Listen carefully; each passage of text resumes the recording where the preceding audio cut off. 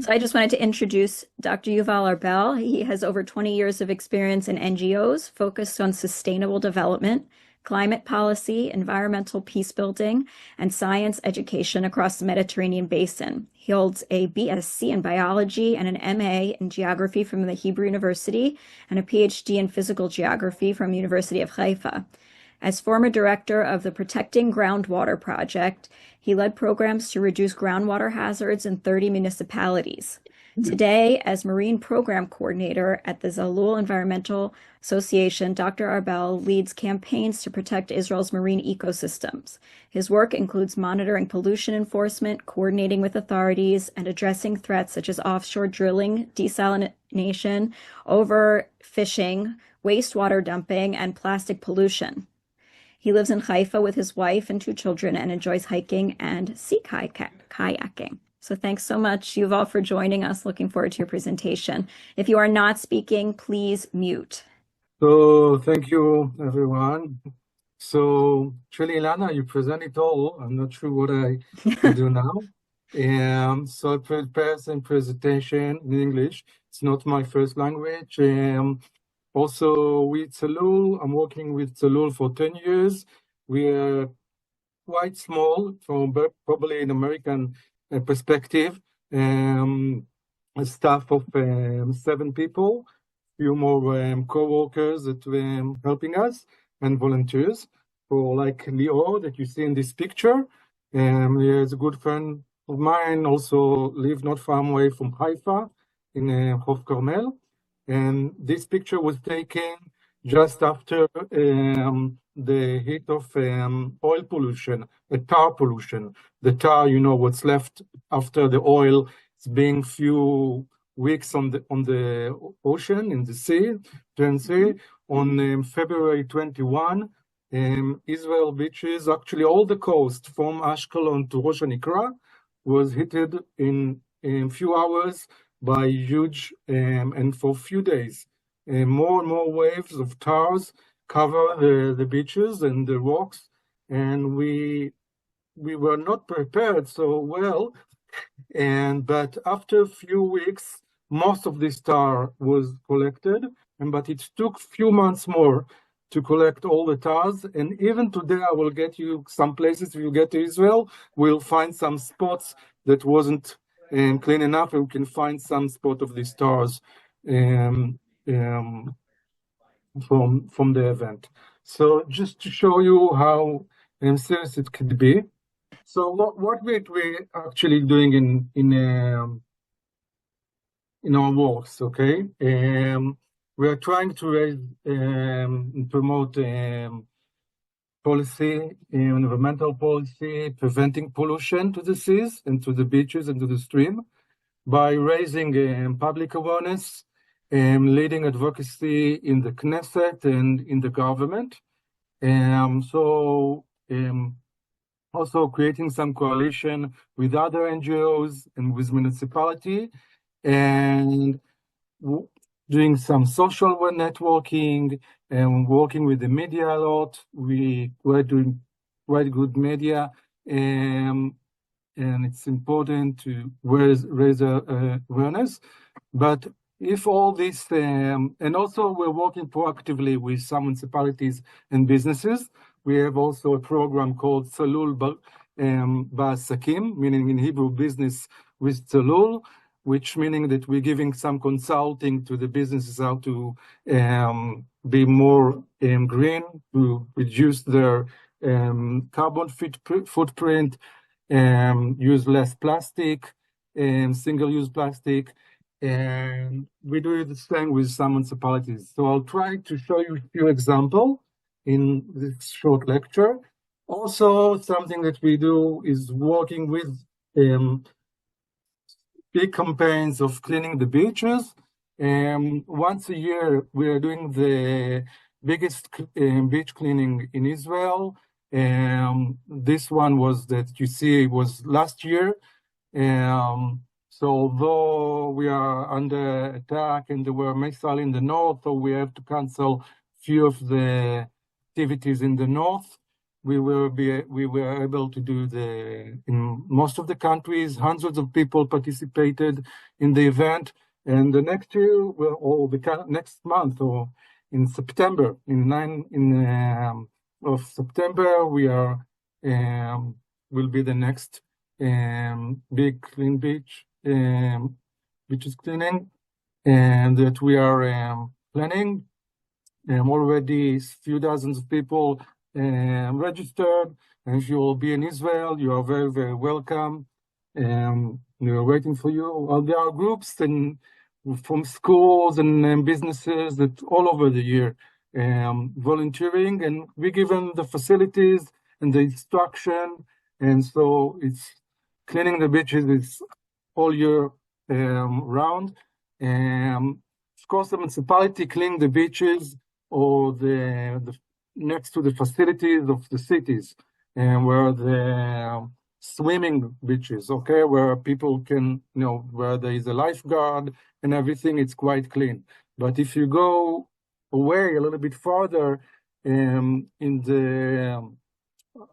other area, the places are less clean, and the need for these volunteers. For example, this short video will show you, I don't know if you see, it also was after the big TAR event. So we used the rakes to clean the beach, and then collected all the tar. So what were our achievements over the years?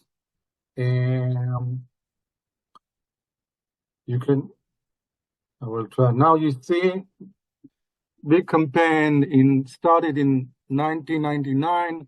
Zalul actually formed around this campaign was closing the fish cage or the fish farms in the Gulf of Eilat, which was the very important source of income, or they thought it will be a very important source of income to the kibbutzim in the south of Arava, next to Eilat. And actually they created a huge pollution of nutrition, nitrite, that actually causing to algae bloom, and with suffocating the coral reefs in Eilat.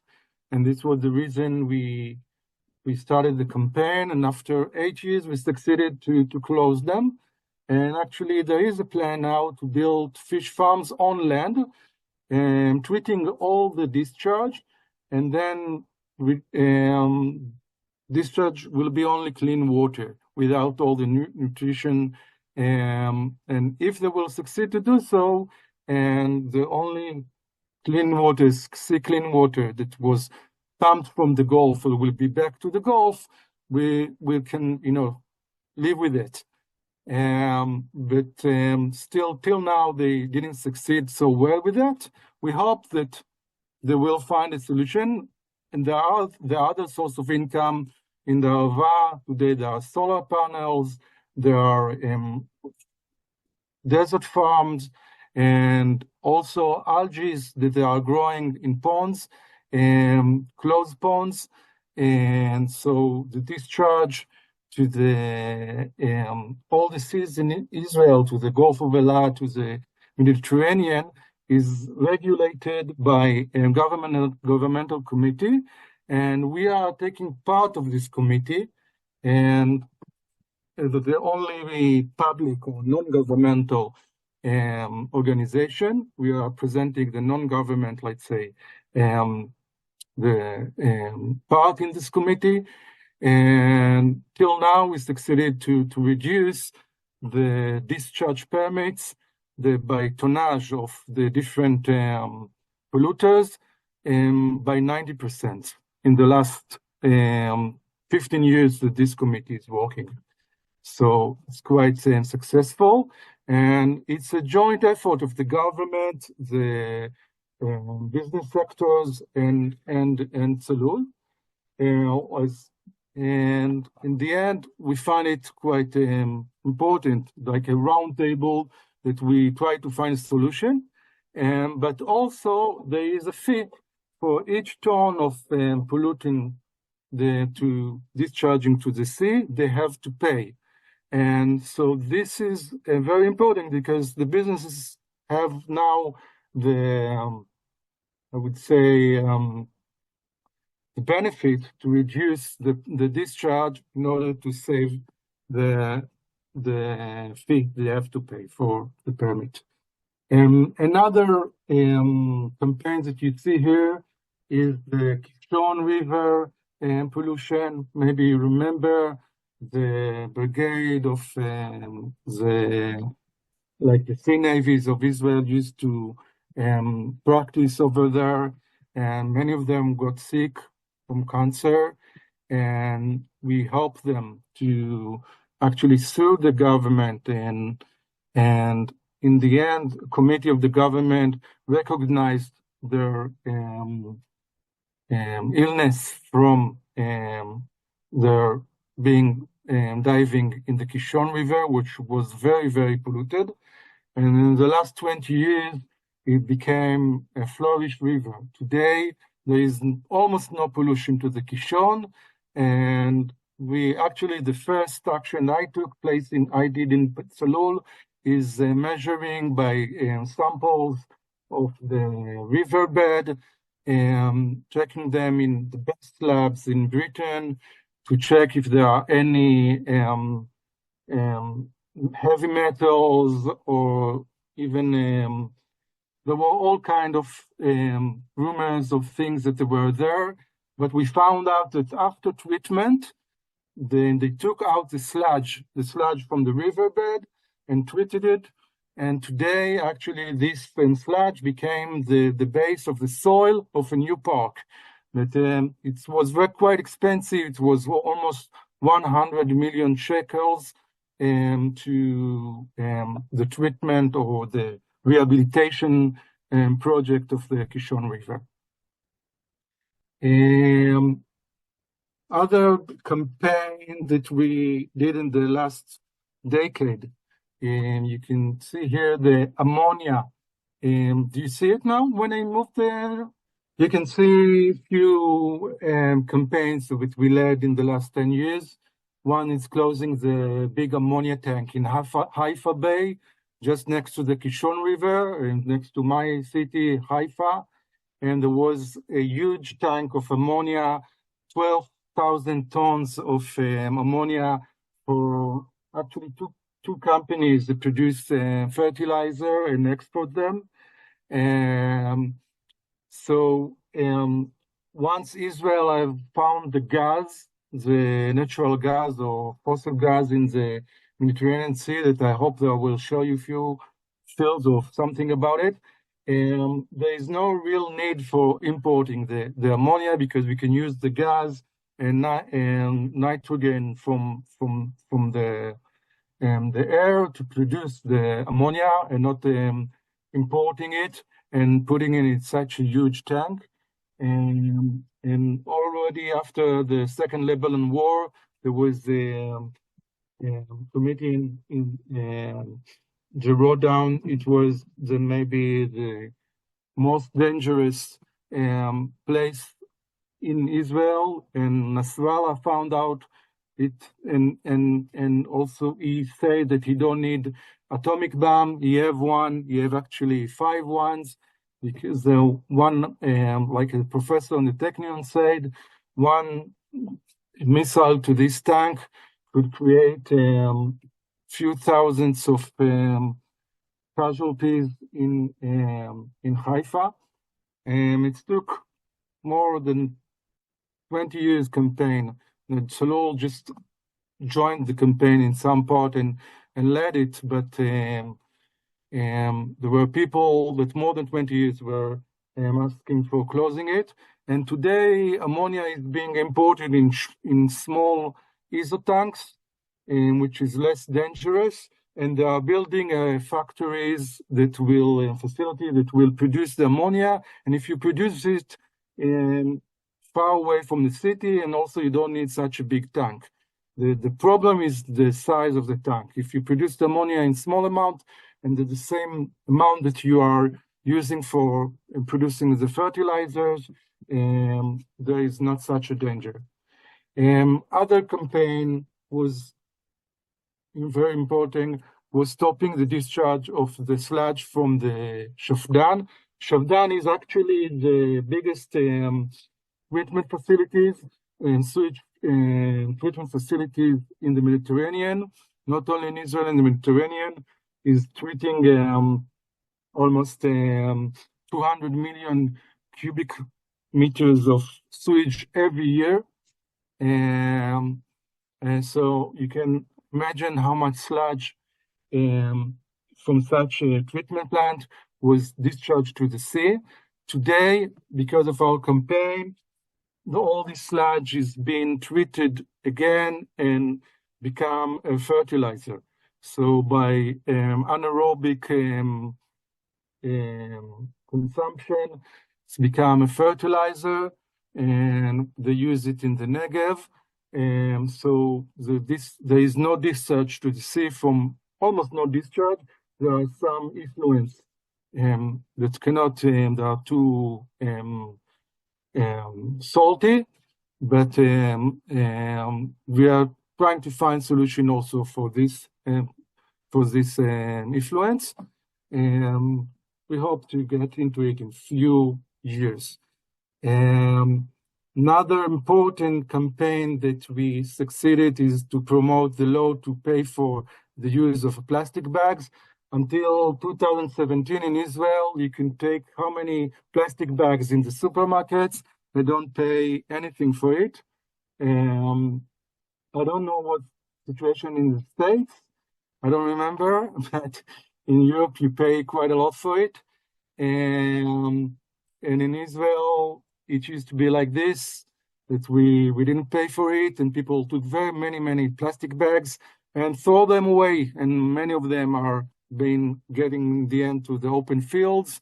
And so today in Israel, you pay 10 cents, 10 agorot, which is less than 5 cents, which maybe is not enough, but in the beginning, it reduced the plastic bags consumption by 90%, and even today, it's reduced by 70% to the position where before there was the law of paying. People react very good to a small fee if they and today I know we're trying to extend it to all the shops, not only the supermarkets. And the fourth campaign that I'm showing you here, we are still ongoing. We're encouraging municipalities to reduce the flow of polluted runoff. Runoff from the cities, it's a big problem because it's not a sewage. Yeah, the runoff, it's the rainwater that wash the streets, and you cannot, when the first flash, because in Israel there is a long summer, the first rain would be very dirty, and with not only the dirt, it's not a problem. The problem, it's the oils, it's the plastic from the wheels of the cars. The black that you see in the picture is actually mostly the plastic from the wheels of the car. And we're trying to find solution for that. It's not easy. We are now working with some engineers to see what will be the cost to divert it to small pools, not so small. It cannot be so small, but for the first hours of the first rain, like what we call the dirty flush of the first rain, will be diverted to pools and then treated and go into a sewage treatment plant. And another thing is to separate all the sewage pipes from drainage. Some people still, in Israel, it's by law, it's forbidden that any drainage will get into a sewage pipe, because if the drainage going to a sewage pipe, the pipes will be overflow, and then the sewage flowing to the sea. So we have like forbidden, there is the law, and we have that the municipalities and the companies that treating the sewage will enforce the law, and it's taking time. We feel that not all of them doing the best for that.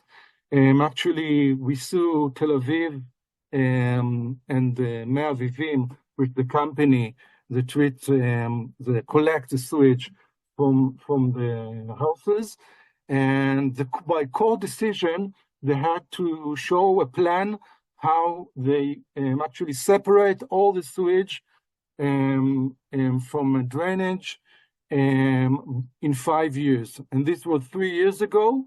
And actually, we see the results. In every year, we meet with them, we saw the plan, and we actually walk with them in the streets. We see how they do it, and they are progressing. And we found out that there is less sewage flowing to the sea because of our campaign. I move to the next slide about the gas. How long do I have? As long as you need. Usually it would go till like another 15, 20 minutes, or you can go longer if you need. Okay, I'll do another 20 minutes. I want to show you just one quick campaign, and then for a little bit longer regarding to a lot. But I don't know if you saw that I moved the slide? Yes. Yeah, okay. So, okay. So we are talking now about the gas and oil drilling, okay? And in the Eastern Mediterranean Sea. And in what you see here are all gas fields or presumed to be gas fields. Only the red triangles, you can see the red triangles, are actually gas fields that was proven to be economically valid. And the big ones are Tamar and Leviathan. Leviathan is the biggest. And they're actually producing now about 70% of the energy or electricity consumption in Israel, and they're selling gas to Egypt and Jordan. And from Jordan, even some gas getting to Lebanon and maybe Syria through the Arab pipe. And all being produced by American company joined with Israeli companies. It used to be today it's Chevron producing most of the gas. Used to be Noble Energy. In the beginning, we thought it's actually not so bad for Israel that was burning coal. Moving from coal to gas is better if you think environmentally, but from air pollution. Today we know that producing and delivering and burning the fossil gas actually create greenhouse effect or greenhouse gases, especially methane. Methane is the main gas in the fossil gas. And so actually the companies want to pump as much as they can, not lose anything, but in the pumping and producing facilities, there is always some leaks. They found out that through the process, substantial amount of methanes are leaking, and this is very extreme greenhouse gases. Actually, methane is 84 times more affecting the greenhouse effect than CO2. Okay, so today we understand that we need to move much faster from the gas to solar panels to other energy sources, wind power, which is less um, um, find less wind power in Israel. So there are second thoughts in some people to other sources of energy, even nuclear energy.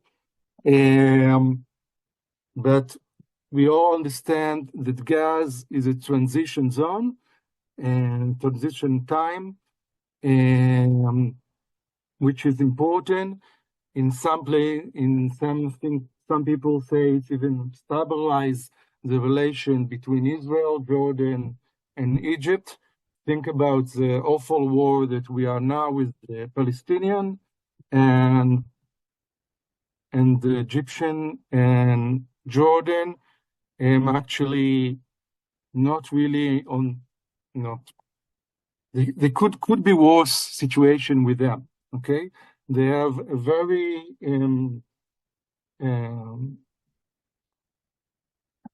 their needs for gas is important, and it's important for Israel.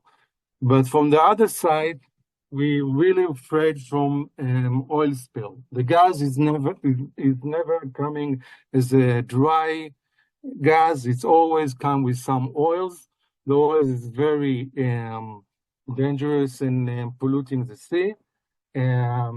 So the campaign we led was protected. There will be some more environmental concern regarding the gas production.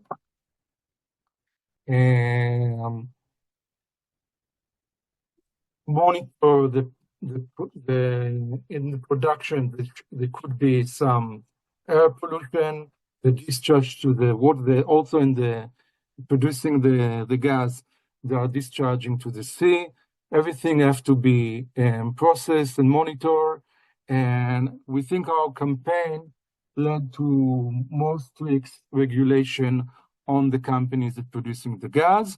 And also, what's important that we decided and to campaign that the production will do in the sea, not on the land, because we want to far away from the people, from the cities, but also far away from the coast.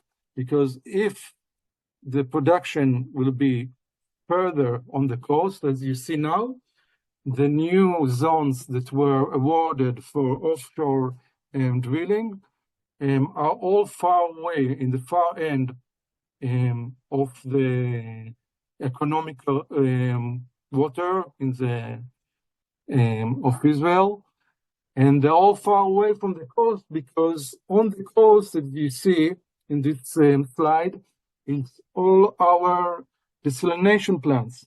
Today, most of the water of the drinking water in Israel coming from desalination plants, and if there will be an oil spill, like,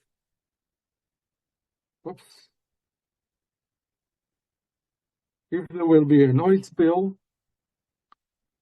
from the rigs, or which is close to the coast, the desalination plants could be very quickly damaged, and damage in a desalination plant can sabotage it for months, and there will be a real problem of water supply in Israel. And if it's more far away, they still have the danger, but we have a bit more time to protect the desalination plant and even collect some of the oil spill, and some of it will evaporate, and some of it will sink. And by the way, time it will get to the beach and to the facilities of desalination plants, the pumping of the desalination plants, it might be easier to deal with it. So there was we thought if it's far away, it will be more difficult to treat it and to find it. And they thought maybe it's better it will be close. But I think in the end, everybody realized that even from security and defense perspective, it's better if it will be far away. if the rigs are close to the coast, there are many options to enemies, terrorists, to hit it, to sabotage it. And if it's far away, it's more complicated for them. And the Navy of Israel have the ability to protect it better. So today, the drills and the operation or production of the gas would be offshore, far away from the coast.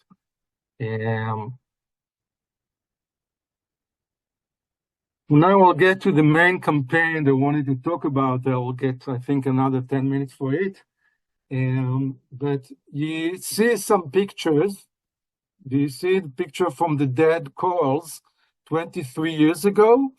This was from the fish cage that I started my presentation about it.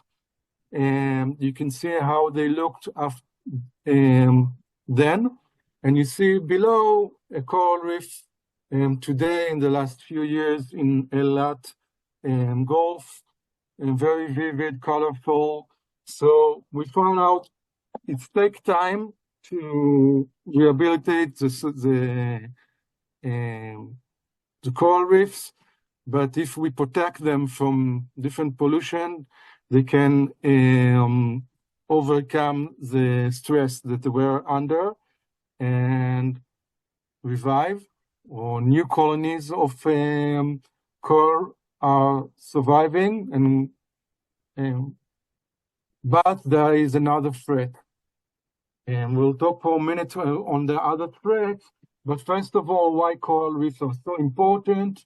Coral reefs are like the rainforest of our oceans.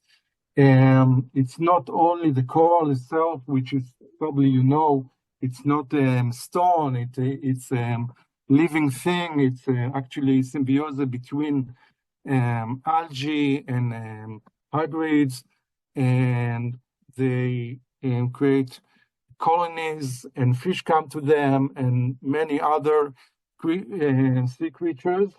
And we know about 20% of diversity in the sea coming from coral reefs, although there are only few percent of the ocean, very few percent.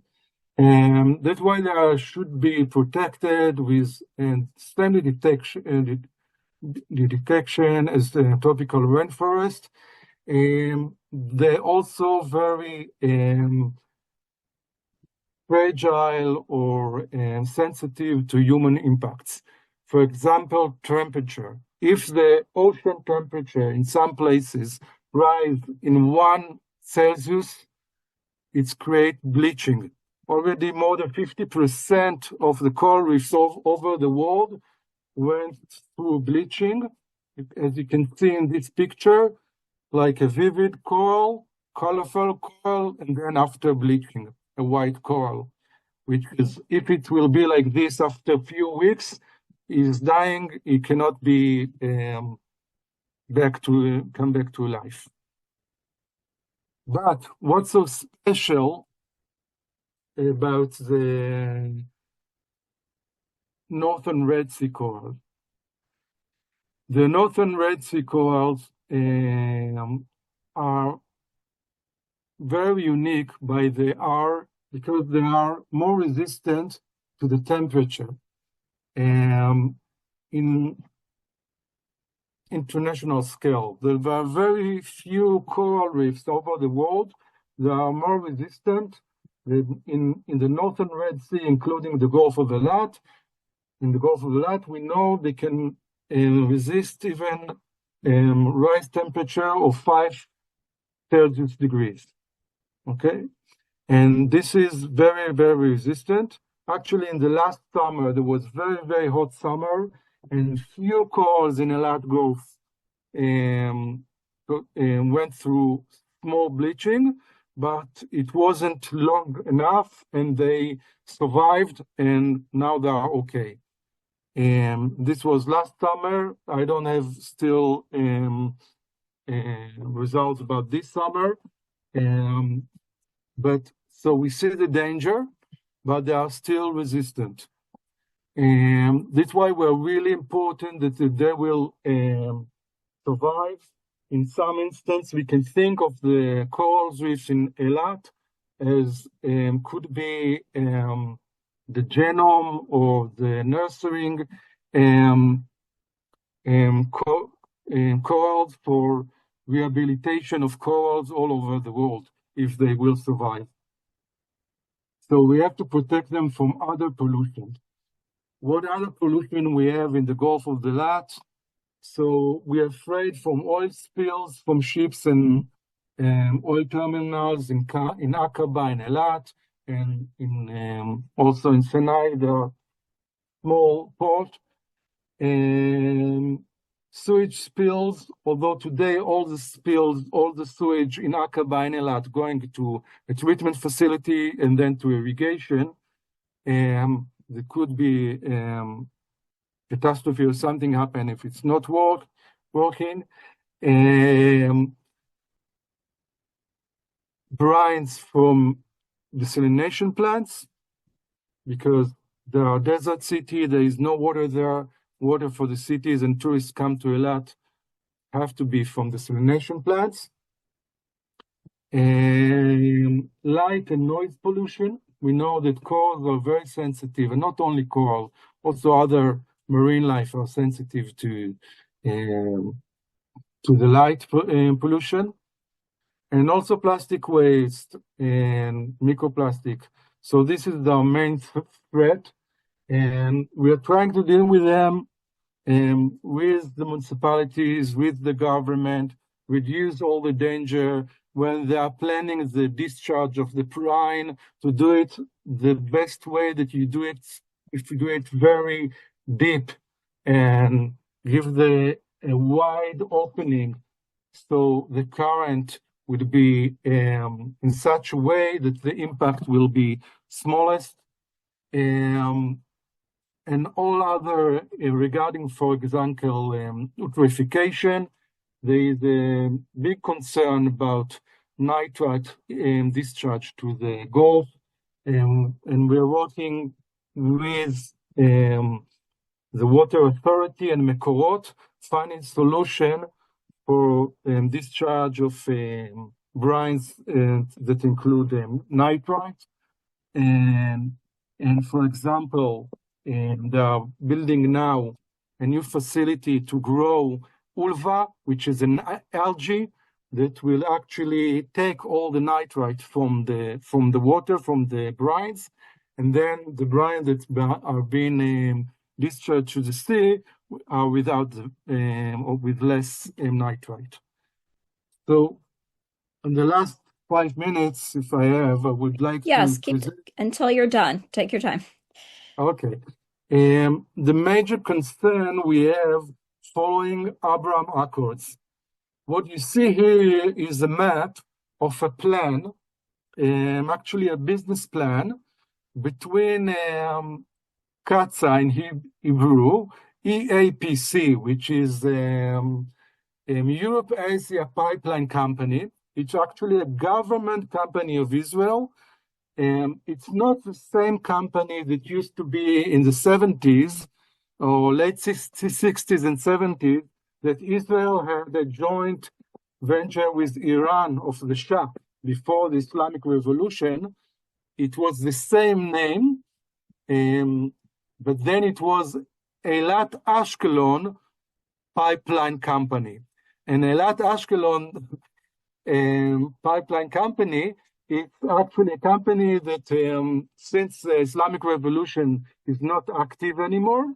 There is a dispute regarding, some money, this investment that Iran had then in this company, but this is something that we are even not allowed to talk about. So if you want to hear about it, you can read in the news or old news. But the new news, or also not so new, but in the last 5 years, which is really our concern is regarding the new plan to shift oil from the Gulf countries through Israel, through the Gulf of Eilat. And by this, if we'll move to the next slide, you can see that actually we will compete the Egyptian with the route of all the oil ships that going through the Red Sea to the Mediterranean, or the other way. I have to tell you that actually, when we monitor the oil ships that come to Eilat, they actually come empty and leave full. Like they come, we can see on oil ship if it's heavy or light, right? You can, when you look on a ship, you can see by the drought if it's loaded or unloaded. So we can see the ships, the oil ships that come to Eilat in the last 4 years before October 23. They were all empty, almost all of them empty, and came empty to Eilat and then left full. So it's actually on the opposite direction. Most of the oil that's going in this company, the Europe Asia Pipeline Company, is actually transferring oil that's getting from the Mediterranean through Eilat to the Far East. And not what the company actually said, the public, that they are going to transfer oil from the Gulf of the Persian Gulf to Europe. The reason is because today there is more oil in Central Asia that cannot be piped or transferred to the Far East unless it would go through the Mediterranean and then from the Mediterranean to the Far East. And so actually what this company is doing is transferring oil that could be traveled through the Gulf of Suez. In that way, I think we are competing the Egyptian, which is okay, it's a business, it's okay, it's fine, but we also think of neighbors which the major income, and the Gulf of Suez don't have those coral reefs, the great coral reefs that we have in the Gulf of Aqaba, which is in Sinai Desert in Eilat Gulf, and we want to protect them. So the main reason is to protect the Gulf of Eilat, as I explained the reason before. We're objecting this plan.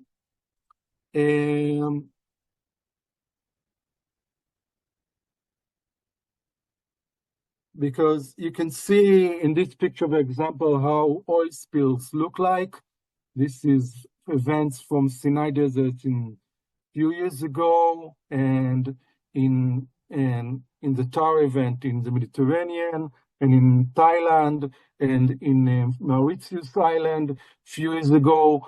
Each time it's only few thousands of oil spill, and each oil tank carrying 250,000 tons of oil.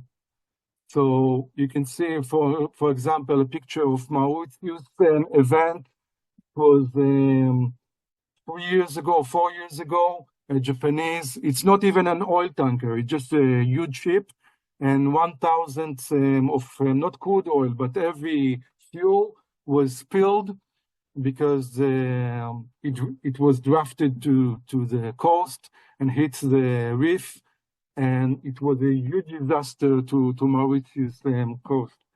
And here you can see a small map that we created by model with that show what will happen if only 4,000, which is what 2% from an oil tanker, will spill in Ashkelon, and the wind and the current will take it, and you see the red and black dots all over the coast of Israel, and we can cause to shutdown of oil, the desalination plants, and even power plants. because power plants need to be cooled down by seawater. And if you have oil in the seawater, you will need to shut down our power plant. So the damage could be billions. The damage for a lot from oil spill, you can see in these models, with Professor Chezi Gildor produced those models of oil spills in Eilat. And you can see how they move, and this is only in 48 hours, okay? Like spill that I showed before, this model show what happened after 10 days, okay? And here you can see what happened only in 48 hours. And you see the spill moving all around the Gulf, getting into Akbar, Saudi Arabia, and in this event, in each time it depends on the wind and the currents. It can get to different places, but the impact is really, really big. And in a case like this, all tourism in Eilat, which is the main source of income in Eilat, 90% of the people in Eilat working in the tourism, and we lost their jobs for a few years. EAPC, the company, have historical history of environmental damages. There were a few big oil spills inland, also small spills in the last 20 years. Small spills in the 70s, there were also big spills in the seas. But let's say now they are more careful in the sea, but also because they are not transferring too much oil in the last 20 years. We don't want them to transfer shipping oil through Israel and creating those disasters. For example, in this picture, the disaster in Hebrona in the South Arabah caused damage of 100 million shekels. This was all the compensate that they had to pay for the natural history and natural park and for the people who live there. And so our challenge, and I will finish with this, is to developing while protecting. We want all the actors, the businesses, the developers. I didn't talk about construction on the beaches, but also sit with them and the municipalities and scientists to sit in the round tables and committees and find the best solution and the best science in order to develop and protect our nature. Also because it's so beautiful, it's our inspiration. We want to protect it because what it is, and also because it's a source of income by many, substance that in the future will be medicines. And for the tourism, it's create and provide, economy and provide salaries to many people in Israel. So I'll finish with this. I wanted to show you a few more things, but I think that the time is really running out. So, if you want to pick something, please go ahead.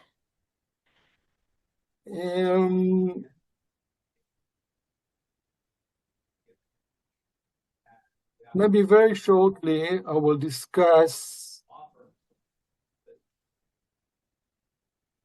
the plastic problem. I all the time talked about municipalities, the governments, the companies. But where our responsibility, the public, each one of us.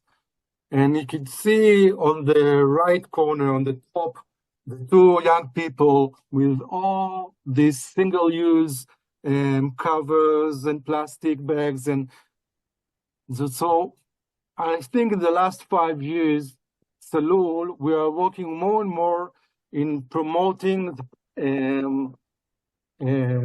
campaigns to reduce consumption of single-use plastic. If it's straws or cups or coffee cups or plastic bags, all kind of single-use plastic, we find it of the emerging pollution. If the oil was, all the people understood it's a huge disaster if it spilled. In the last 10 years, I think more and more environmentalists understand that, of course, overfishing is the main problem of the oceans and the seas. And I didn't discuss it at all because there are other NGOs in Israel that deal with this very good. And actually, Israel today is one of the progressing country in reducing and regulating fishing. And could be always be more. I think any fishing, it's a problem. But I eat some fish myself, so I understand it's a need. But we want to move for fish farms on land or fish farms in the sea, but in open sea, not in the Gulf of Eilat, and reduce fishing as we can. But the second important campaign after reducing overfishing is reducing single-use plastic. And also, if we don't reduce, at least recycle it. And so today we are working also with some municipalities, even with, not even, but part of Israel, of course, is the Arab municipalities. So we're starting actually this year a project with Kfar Kara, which is a town in the middle of Israel, in order to increase the separation of, which is the first step to recycle. And one of the biggest campaign we led in the last few years, that Israel will give the picadon. I forgot the word in English, that you give back the bottle that you bought and you get the money back. Okay, Yeah. what will be the name in I don't even English? know what the word of that word would be. Deposit, Oh, deposit. So you deposit. actually I see get what it. you're saying. Yep. Yeah. So the bottles are you're getting deposit for. So actually, what you see here, a cage of bottles. It was in the past. If you were in Israel, you find a lot of them, but now you won't find them because inside this cage there is a lot of money, because people will collect them because they will get the deposit of it. But what we did, that we understood that we can put some of this cage in community centers, in places like youth hostel, places that they can protect it, that no one will come and steal it. But people, instead of just throw it away, will put it in the cage, and then other NGOs and social worker, people who need, they will collect it. Even, some religious groups, some kids from religious group, they collected thousands of bottles, and in the end, in the money, they bought a Torah. They bought a Torah for their shul. So it's a nice that different people from different groups find what to do with the money they collect from the deposits. But in the end, they collect the single-use plastic and reduce the pollution. And this is the idea, to work with the people and municipality in order to reduce pollution. Thank you very much. Wow, Yuval, thank you so much. You feel free to stop sharing. You're doing such incredible work in protecting Israel's nature. It must be incredibly rewarding, and it's such a necessary field. Other than talking about the plastic bottle cages and plastic on the beach, the majority of this was new to me, and I'm guessing it was the same for a lot of the people who listened. Oh, my cat. I'd love to give everyone who listened to your talk information on donating to your NGO. Is that something you could give us in the chat or tell us how we do it? I think the most important, if you write Zalul, okay, in English it will be Zalul, Right. okay, Zulul. Ilana, maybe I can send you. You want Yeah. me to share a link now? I can try. Sure, you can put it in the chat if you'd like, or I could put it in the chat if you send it to me. Okay. I will put it in the chat. Okay. Great. So it's funny if And you, then you will find our website. thank you. Oh, the website in English is not so great. Harry just put it in the chat. Yeah, yeah. Zalul.org.il/English. No, the website is very good. It's really, really very good, Yuval. I just looked at it when you were talking. Okay. It's So, it's it's very Better good. than my English. so No, the please, website no, is your English quite. was great. Yeah, so please Oh, click there in order to donate. Where do they have to go in there? There's probably a donate button, I'm guessing, yeah, it should and to be. read more. Okay, great. No, What, Pam? it's a very, very good. It's really a good website. Yeah. You might not think it is, but it's very, very good. It covers everything. So, Yeah, in Hebrew, actually, students using our website for their thesis, and they call us all the time that we will explain them some of the papers and things that we put on the website. And we're working quite a lot. That all the information that we can collect will be there, and of course, we have our point of view. we, other one might see some things different, but everyone have to learn how to use information from the web. Any other question? Yeah, so there's some questions in the chat. Usually, when people have presentations with so much information, people are a bit more quiet in the chat because they're glued. They're glued, but we have some. Let me see.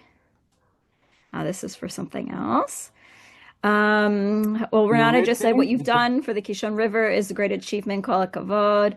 Harry's asking, does your organization ever coordinate with other organizations such as JNF or Society for Protection of Nature in Israel, Yeah, or of now course. renamed Nature Israel? Yeah. So like the big campaign that we are running for 4 years now, against the big deal of the oil transfer through Israel, is we actually coordinated together with 20 organizations, not only environmental organization, also physicians for public health and the municipalities. But so the leading groups are organization are SPNI and Zalul. So and we're working together on other campaigns as well.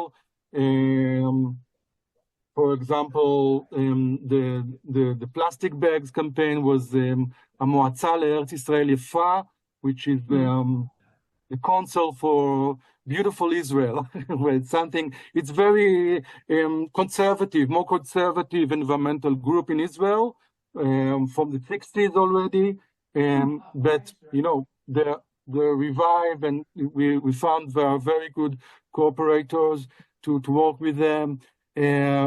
Sometimes, organizations compete, and it's okay. When we compete, sometimes we try harder. But when we compete, we try not to push each other. There's another question about microplastics being a worldwide problem and how does Israel deal with them? Did I miss you talking about those already? I know you talked about single use. Yeah. Yeah. So the question how we do with the plastic, Microplastic. microplastic, yeah. So we're trying to reduce the plastic use, and then in the end, dealing with microplastic is it's too difficult. I think there are few scientific projects that I'm aware of. I don't know any regulation to reduce about the only regulation reducing microplastic is regarding the virgin plastic, the plastic that comes from the factories, and what they call the plastic beads, okay, or noodles. Some people call it noodles. I think next month would be a convention to the plastic, like you have the greenhouse or the climate change convention, the reduced plastic convention.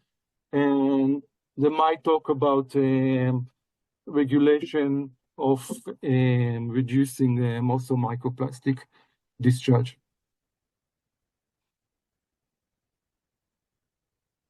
Oh, sorry, I was muted. Well, Last it question I was a see. long answer to, yeah, we don't know how to deal with it. Perfect. Thank you. How do you clean the oil tar from sand, rocks, and plants? What do you then do with the Wow. sand, cloth, and other materials that then have the oil tar on them? Oil tar. So when the tar is really wet, when it's not dry, is just collecting it with from the sands. Sometimes we use magrefot, forgot the word for it. Yeah, like I do with my hands. A Again, I think of it, a rake, like a rake. Yeah, rakes. We use rakes, and sometimes we just with gloves we collect them. And from the rock, when it's become dry, I shovels and hammers. So we just with the shovel, and Wow. we actually underneath the tar, between the tar and the rock, very gently. You can. I try not to hurt, to damage the rock because it's not a rock when you're talking about, you know, table of stones on the sea. Most of the time, on the stone there are creatures. There are small creatures, so it's really we have to do it very carefully, but in the end, the tar contains some materials that are very toxins. So some people think that after many years, maybe we can leave it and keep it because maybe the toxins were already leached, and when we actually open it, we just like open the wood. And some other things that it's better to remove it, and even if I create small damage, it's better to remove the tar because inside there is still toxins that we need to remove from the ecosystem. Wow. Thank you. If there's any other questions people have, feel free to unmute. That's everything in the chat. Yuval, There we go. We have Maurice who has a question. yes. Yes. It sounds like you also rely on volunteers to get the projects done. Sometimes we need help in research. If people have, knowledge and capabilities that can help us with some research that we do, it could help us. Sometimes we're doing campaigns and then we're using volunteers, like cleaning beach campaigns. So there are some people in each city that know to guide those campaigns. So some volunteers are leading those cleaning campaigns, but there are not so many. Like few thousands of people that contact with us and from time to time volunteer and leading those campaigns. And sometimes I take students to do internship, even American, not even American and European, and from South America as well. I had from Brazil one time, and from Russia one time, and it was quite interesting working with interns and learn a little bit more about from the world experience in different countries, what they do.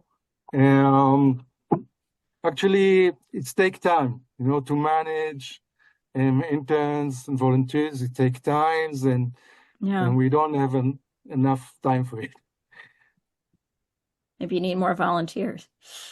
Because it's possible that maybe VFI and Yuval's organization can. I know where you were going with that, Maurice. Yeah. If you need more, I was going to say, if you need more volunteers, we do have volunteers. but we need you to need them on a regular basis. So You are looking for on a regular basis, it's a little bit problem. But Ilana, you can write if someone is really enthusiastic and have some background.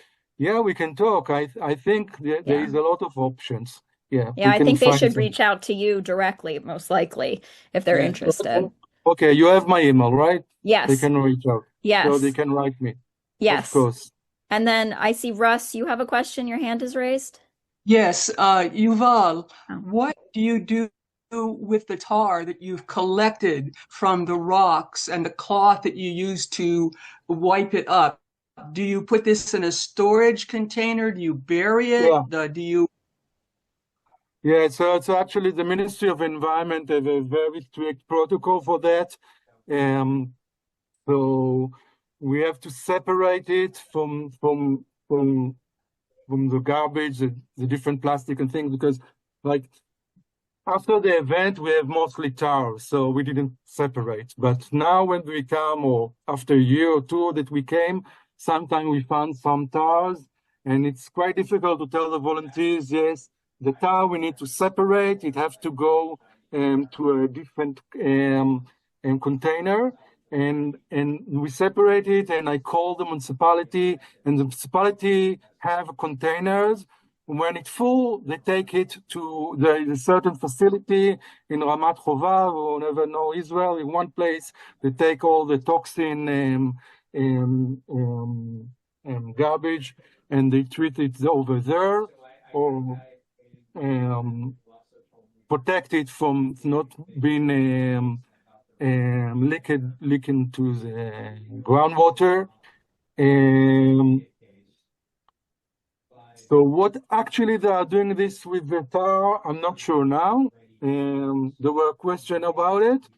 I need to check it. I think there was they found some biodigestion that can, treat it after few months. In some facilities, it's optional that most of the tar will be digested by germs, specific wow. germs that, yeah. Germs we actually like. We tried, there were to do it, to use those germs, microbe, that digest the tar or oil in the space, on the rock itself, but it didn't succeed. It wasn't, it's taking too long.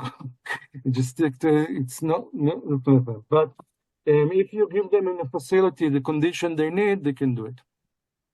Great. I want to be cognizant of Yuval's time. So if there are no other questions, we should let him go.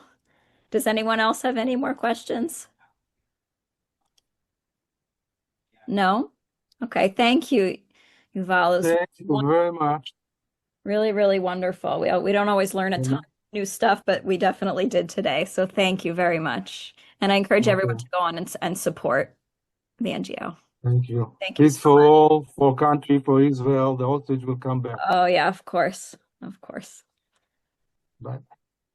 If you'd like to stay on, you're welcome to. We usually do a short schmooze, and then we sign off. You want to stop the recording? Yes, I do. Thank you for reminding me.